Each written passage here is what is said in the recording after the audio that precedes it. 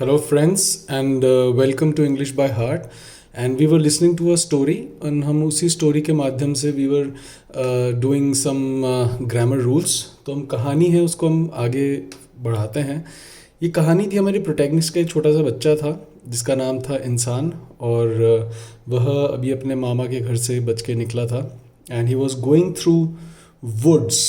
He was going through woods. अब see woods वही noun है कि वैसे तो वुड होता है और वुड एक अनकाउंटेबल नाउन है, लेकिन जब हम वुड्स करते हैं तब इसका मतलब वहाँ पर जंगल होता है, right. So he was going through woods and talking to the idol. जैसे कि मैंने आपको बताया था कि जब वह जा रहा था मथुरा अपने फ्रेंड के पास, ये तो आउटस्कर्ट्स में रहता था, राइट.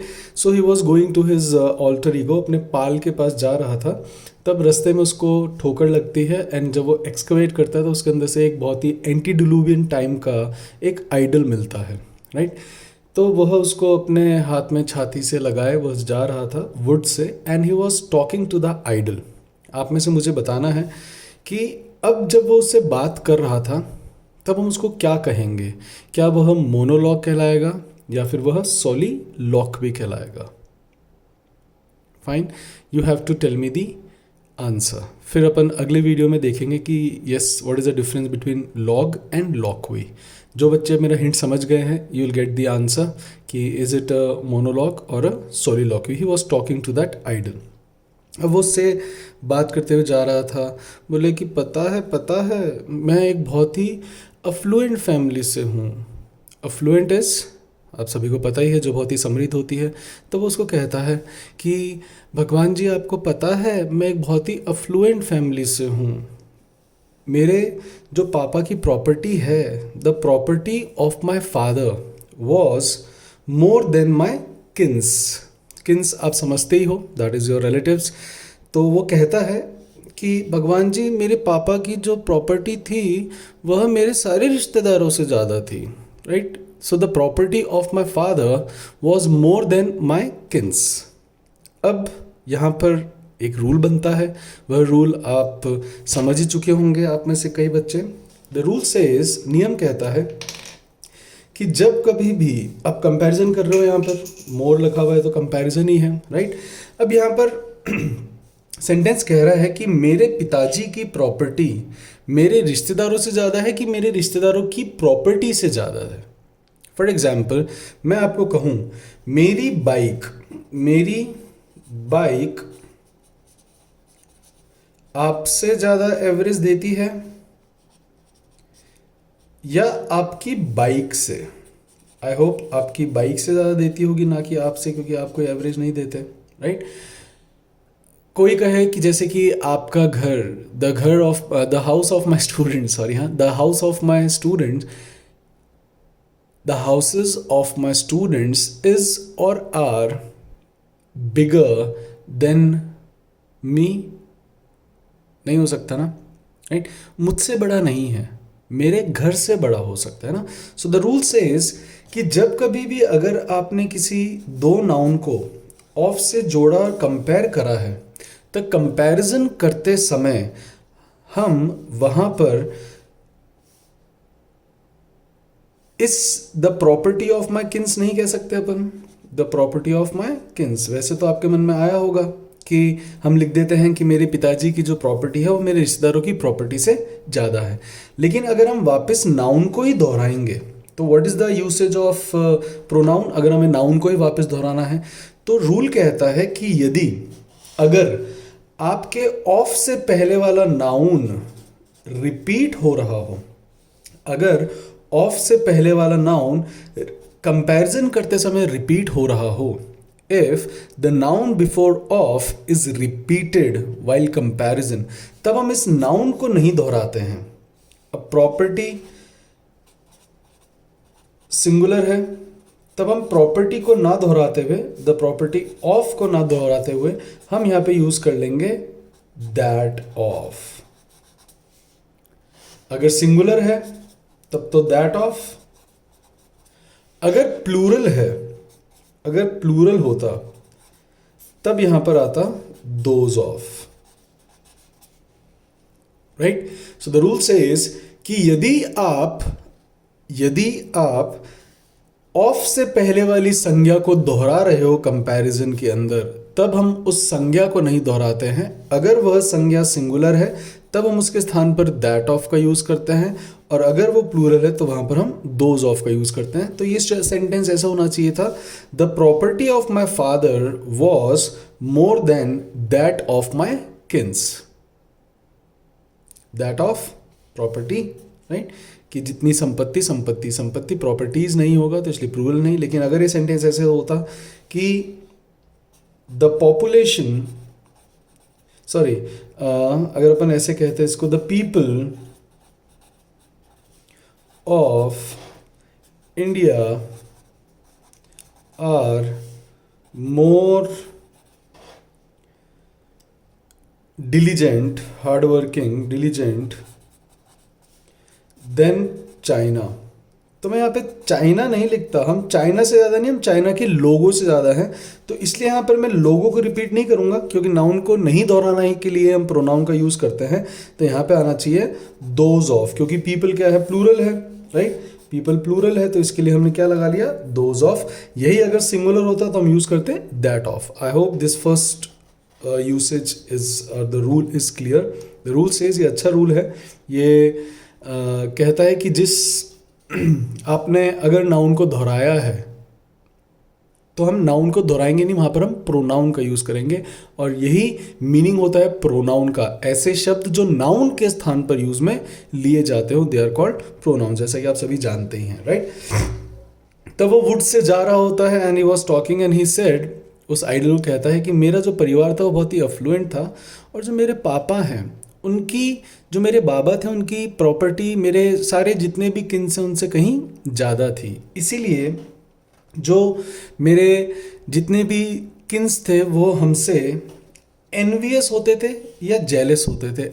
आपको नहीं बताना है, ये मैं बताऊंगा। एनवियस और जेलस, सी, एक होता है जलन और एक होती है ईर्ष्या। फॉर एग्जाम्पल, आपके पड़ोस में कोई एक नई गाड़ी लेकर आया, आपको जलन हुई कि यार मेरे पास भी ऐसी गाड़ी होनी चाहिए थी, यार मैं भी मेहनत करूं, मेरे पास भी गाड़ी हो अच्छी सी, मैं भी ऐसे घूमूं, मम्मी पापा को लेके जाऊं, राइट, शादी के बाद बीवी को, बच्चों को, सबको लेके घूमूं। ये आपको जलन हुई कि मेरे पास भी होनी चाहिए। ईर्ष्या होती है कि इसके पास क्यों है, इसके पास नहीं होनी चाहिए थी, इसकी बर्बाद हो जाए। दिखाते हैं ना मूवीज़ के अंदर जो नागिन का या इनका रोल करती हैं, राइट, तो वो देखती है ना ऐसी आंखों से कि यस इसके बेटा पास कैसे हो गया, इसका बेटा फेल हो जाए, या फिर इनके घर में इतनी खुश कैसे हैं, ये दुखी हो जाए। बट दिस इज कॉल्ड ईर्ष्या and that is called envious, right. So there is a slight difference between jealous and envious. You should be jealous, jealous हो गए तभी आप तरक्की कर पाते हो, है ना, but you should not be envious, आपको एनवियस नहीं होना चाहिए। तो ये अच्छे वर्ड्स हैं। अगर आपके लिए कोई बुरा सोचते, अगर आपकी ईर्ष्या करता है, that is called envious, so he is envious, right. And jealous is okay, fine, कि उसके पास है, मेरे पास क्यों नहीं है, फाइन। सो ये कहता है कि भगवान जी, जो मेरे सारे रिश्तेदार थे ना, वो बहुत ही मुझसे, हमसे बहुत ज़्यादा एनवियस थे। Me and my parents were living very happily. वो कहता है कि भगवान जी, we were living very happily.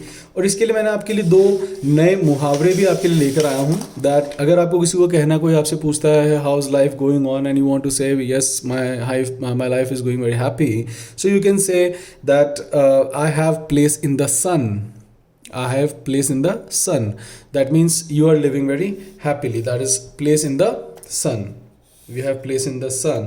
Or you can say that path was strewn with roses. कि जो मेरा जीवन है वहाँ पर बिछे हुए हैं। आपको मुझे इसकी फर्स्ट एंड सेकंड फॉर्म बतानी है। ये थर्ड फॉर्म है, ये किसकी है और इसकी फर्स्ट और सेकंड फॉर्म क्या है, राइट। ओके, तो पहला क्वेश्चन तो आपके लिए था कि मोनोलॉग और सोलिलॉक्वी में क्या फ़र्क है। दूसरा क्वेश्चन आपके लिए यहाँ पे मैं छोड़ रहा हूँ कि what is the first and second form of strewn. तो ये एक दो अच्छे मुहावरे हैं कि अगर आप किसी को कहते हो the path is strewn with roses, that means you have a very happy life, and if you have place in the sun, that then also you have very happy life. तो उनको कहता है कि yes, me and my parents were living very happily. क्या ये sentence सही है students? I think no, it's not, right. Rule क्या कहता है अपन देखते हैं। The rule says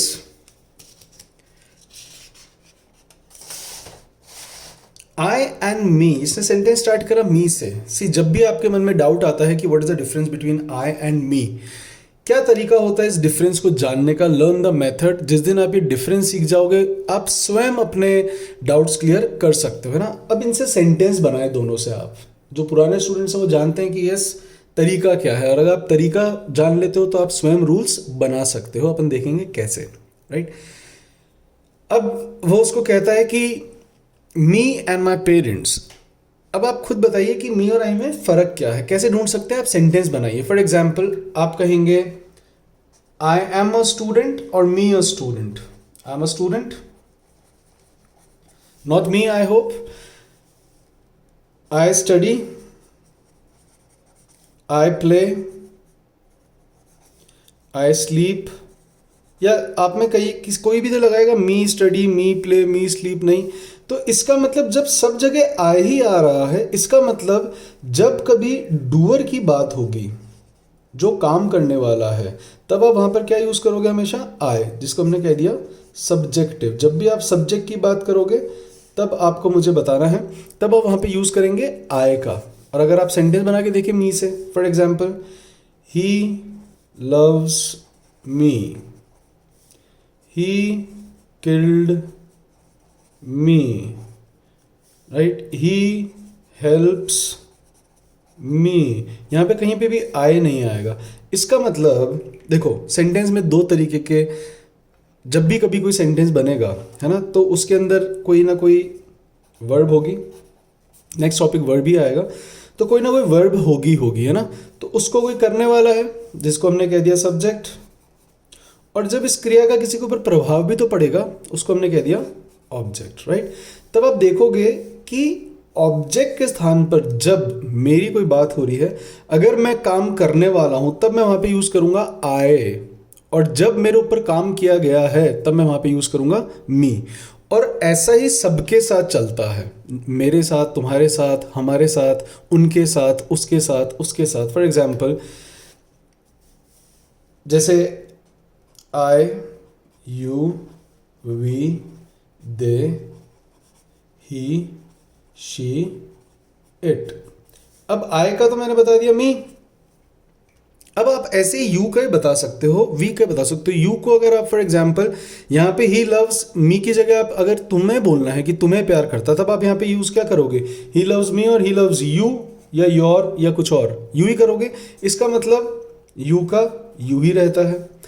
अब अगर मेरे को बोलना है कि वह हमें प्यार करता है, तो ही लव्स वी या he loves us, he loves अस, तो यहां पर क्या आ गया, अस। ही लव्स देम या ही लव्स देयर या ही लव्स दे, क्या आएगा, ही लव्स देम, तो यहां पर क्या आ गया, देम। आप इसे चेक भी कर सकते हो ना। तो आपको मुझे बताना है ही, शी, इट का क्या होना चाहिए।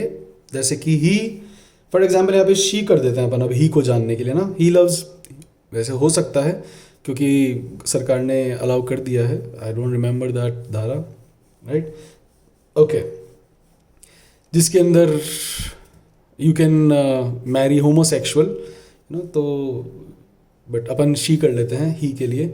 शी लव्स ही होगा, शी लव्स हिज होगा, या शी लव्स हिम होगा। आपकी आत्मा ने जवाब दिया है him, so that's why it is him.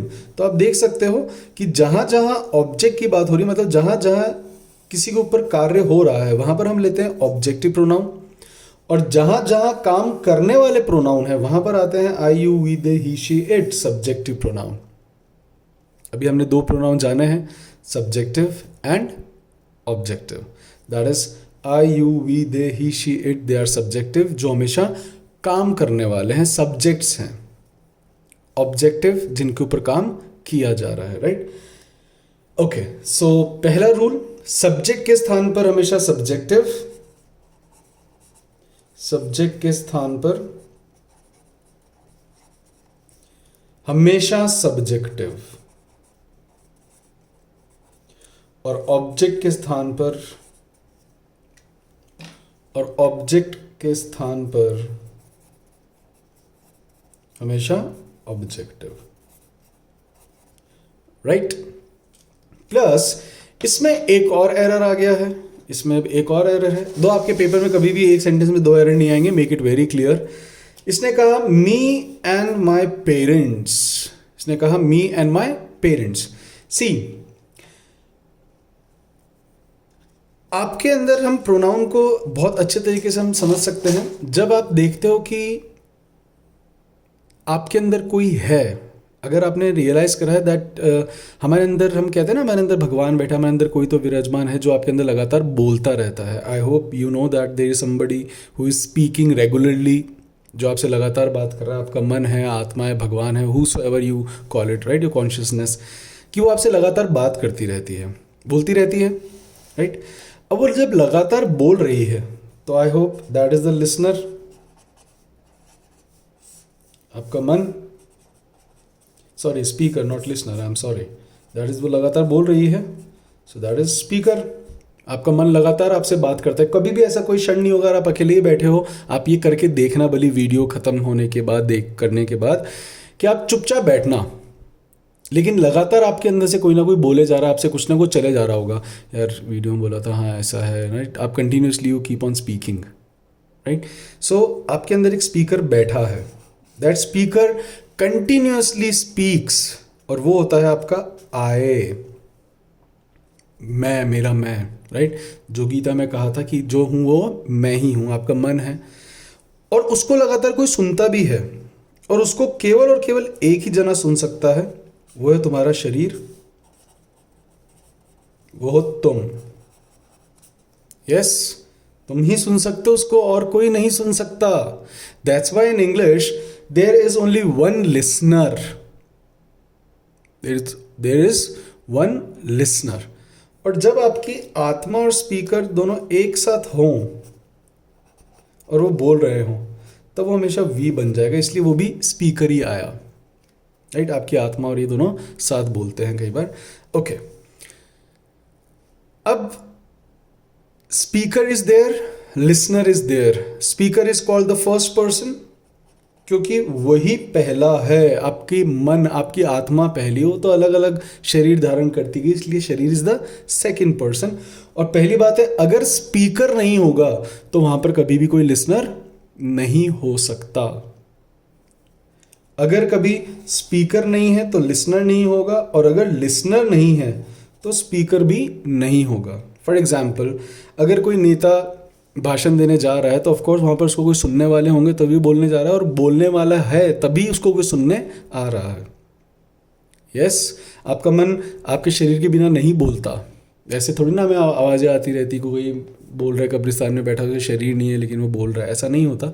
इसलिए they both are always together, ये हमेशा दोनों साथ रहते हैं, ये दोनों हमेशा साथ रहते हैं। इसीलिए फ्रेंड्स, ये मैं आपको जो जवाब बता रहा हूँ, ये आपको किसी भी टीचर, किसी भी गूगल, किसी बुक में नहीं मिलेगा कि क्यों आई और यू हमेशा प्लूरल होते हैं। बहुत सारे स्टूडेंट्स मुझसे भी क्लास में पूछते हैं, सर आई तो दिखने में सिंगुलर है लेकिन ये प्लूरल क्यों आता है। सी, ये दोनों हमेशा साथ में हैं, इसीलिए आई और you they are always plural. इसलिए आई के साथ डू लगता है, आई के साथ हैव लगता है, राइट। इसलिए आई के साथ प्लूरल वर्ब्स आती है, सिंगुलर वर्ब नहीं आती है। यू हमेशा प्लूरल रहता है, क्योंकि अगर आपका शरीर है तो उसके अंदर मन हमेशा है। दो आपका मन कभी कभी अकेला हो जाएगा, मतलब मन अकेला मतलब कि यहाँ बैठे बैठे आप कहीं और भी सोच लेते हो, आपका मन कहीं और भी चला गया, right. So that's why your I and you, they are the I is the first person because it is a speaker, you is the second person, it is the listener। और ये दोनों इसलिए हमेशा प्लूरल वर्ब्स लेते हैं। जब हम past की बात करते हैं तब वहाँ पर केवल होने की जब बात होती है तब वहाँ पर हम I की बात करते हैं, यस आई वॉज, वहाँ पर वो सिंगुलर। क्योंकि अभी आप यहाँ बैठ के अगर आप अपने पास्ट की बात देख रहे हो तो मन अकेला वहाँ जाके गया और वहाँ पर होने का उसने देखा, right. So that's why when you talk about past in I, it was. Fine, okay. And the third person जिसके बारे में आप बात कर रहे होते हो, about whom you are talking, they are the first, second and third person, he, she, it, they, right? They all are the third person। और names of course जिनके बारे में बात करें वो सारे third person होते हैं। Speaker is first, I and we, listener is only and only you, only and only you, that is what we call listener। अब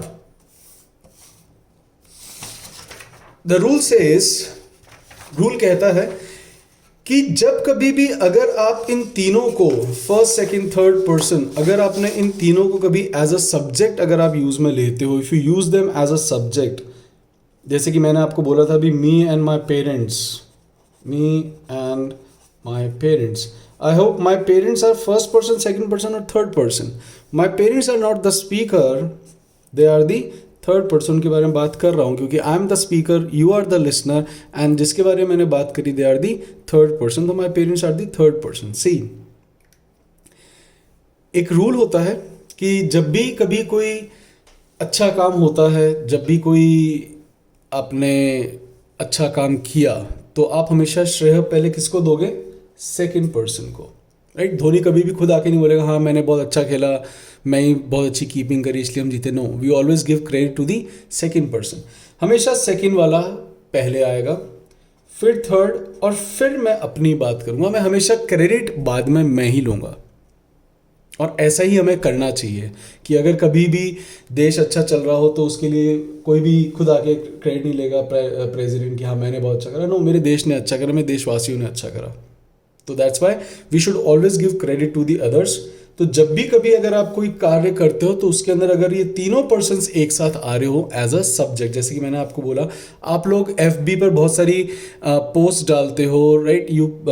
आप उसके अंदर नीचे जो हेडिंग्स डालते हो, जो सबटाइटल डालते हो, आप वो डालते हो आप me and my friends. It is totally incorrect. First of all वहाँ पे मी नहीं आना चाहिए. It has to be you are doer in enjoying in the party. Many of my students, they write me and my family enjoying the new year. अरे you are enjoying, you are the doer, you are the subject. तो पहली बात है वहाँ पे I आना चाहिए. Plus दूसरा रूल कहता है हमें, the rule says कि जब भी कभी अगर आप इन तीनों व्यक्तियों को एक साथ आप यूज में करोगे तो हमेशा सबसे पहले सेकंड पर्सन आएगा, फिर थर्ड पर्सन, और आपको अपने आप को सबसे एंड में क्रेडिट देना है. लेकिन इसमें एक नोट है. द नोट सेज,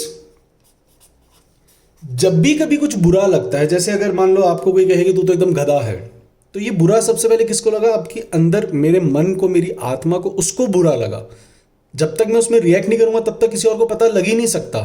तो इसलिए जब भी कभी कोई अनप्लेजेंट टॉक होगी, अनप्लेजेंट टॉक, बुरी लगने वाली बात, या फिर गलती, जब भी कभी गलती करते हो सबसे पहले किसको पता पड़ता है? मन को. इसलिए जब भी कभी कोई गलती हुई, आपको कोई अनप्लेजेंट टॉक लगी, या फिर आपको कोई पछतावा है, गिल्टी है मन में, तो आपके मन में है. इसलिए हम सबसे पहले फर्स्ट पर्सन का जिक्र करेंगे कि उसको पहले पता पड़ा, फिर सेकंड पर्सन का, मेरे शरीर में उसके हाव भाव आए, और फिर जाकर वो किसी तीसरे व्यक्ति को पता पड़ता है. इसीलिए जो ये ग्रामर है, यह हमारे हिसाब से, हमारे रूल्स को देख के, हमारे शरीर को देख के, उन्हीं को देख के बनाई गई है. So that's why if you understand this thing, it is very simple to understand कि जब भी कभी कोई बुराई लगेगी, हमेशा तो किसको लगेगी? मेरे मन को, I को. तो उसका जिक्र पहले कर दिया. अगर कोई आपसे गलती हुई है तब भी it is always I and you are punished. I and you have done mistake, not you and I. लेकिन हाँ, जैसे ही कभी हम कुछ अच्छी बात करेंगे तो तुम पहले रहो. अच्छा तुम्हारा शरीर का कि वो भोगेगा, मन तक तो बाद में पहुंची है, राइट? तो अच्छाइयाँ हमेशा पहले, आप सेकंड को रखोगे, फिर थर्ड तक, और फिर मन तक. लेकिन जैसी बुराई आएगी तो it is, that's why in all love songs you always listen to it that you and I in this beautiful world, right? So it is not I and you in this beautiful world, it is you and I.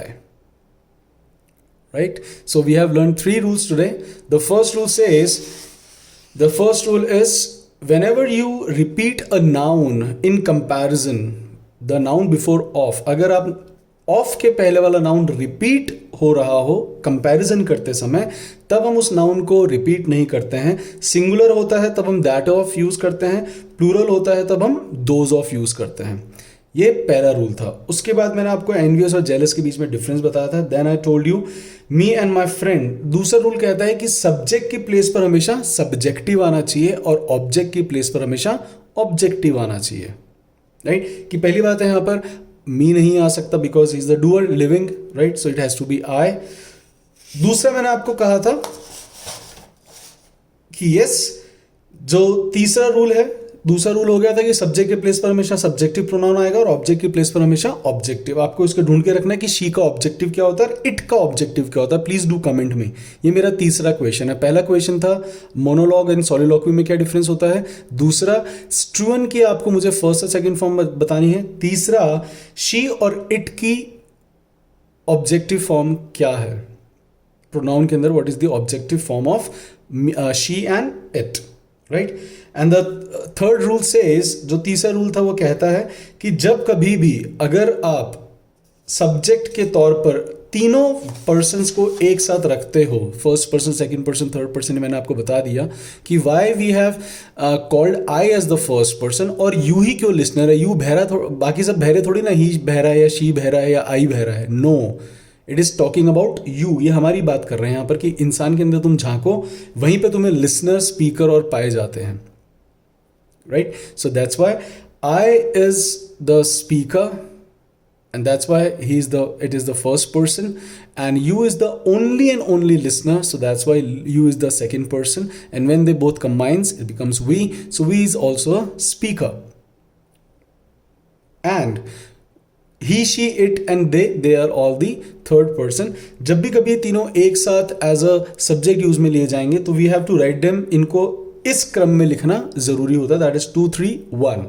But जैसे ही कोई unpleasant talk होती है तो मेरे मन को पहले पता पड़ेगी, मिस्टेक मेरे मन को पहले पता पड़ेगी, गिल्ट मेरे को पहले पता पड़ेगी। सो that's Y first, second and third person. गलती आप करते हो तो किसी और ने देखा हो ना देखा हो, आपकी आत्मा ने देख लिया होता है। So that's why it is first, second and third, right.